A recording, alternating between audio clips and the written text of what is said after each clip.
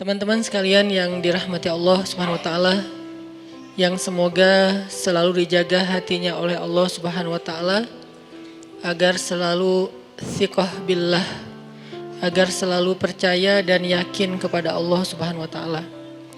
Karena kelemahan kita itu berawal saat kita mulai meragukan Allah.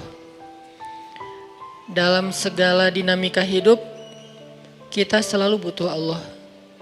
Kita butuh Allah ketika Allah kasih kita ujian, bahkan tetap kita butuh Allah ketika Allah kasih kita nikmat.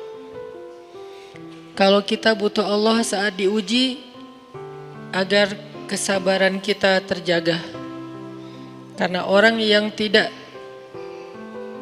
ditemani atau dibersamai oleh Allah Subhanahu wa taala ketika dia sedang diuji, maka dia akan mudah untuk berkeluh kesah, bahkan berputus asa. Kebersamaan Allah kepada dia saat dia diuji itu adalah Allah Subhanahu wa taala menghibur hatinya. Allah Subhanahu wa taala menenangkan hatinya. Allah Subhanahu wa taala menghidupkan hatinya dengan nikmat iman.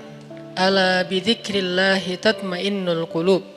Innamal mu'minun idza dzukirallah wajilat qulubuhum.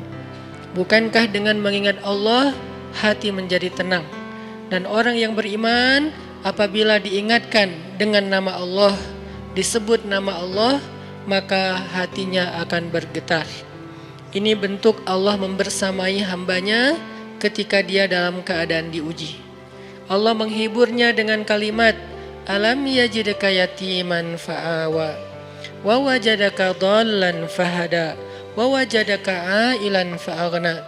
Allah menghiburnya dengan kalimat inna a'tainakal kautsar.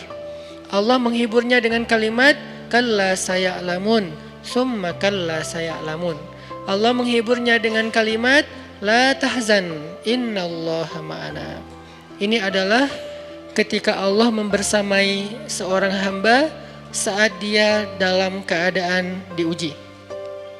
Allah membersamai hamba juga ketika dia dalam keadaan diberi nikmat. Karena tanpa itu, maka seseorang akan jatuh justru kepada dosa-dosa karena dia mendapatkan banyak kenikmatan hidup.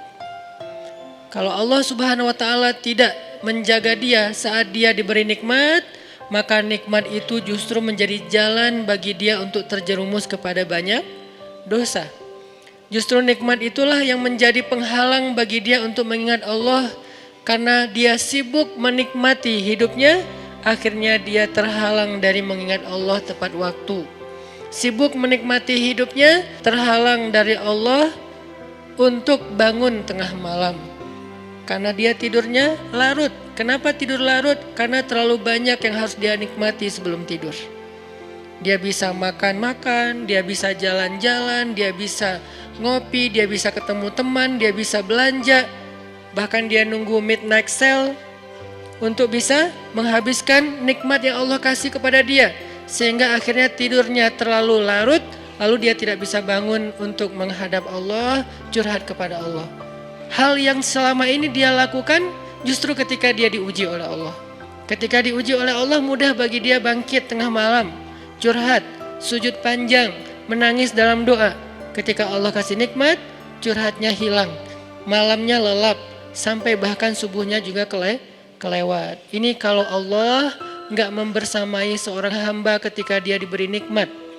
Sehingga orang yang seperti ini, kalau dalam keadaan seperti ini terus-menerus dalam jangka waktu yang lama, nanti dia akan terjebak di dalam istidraj.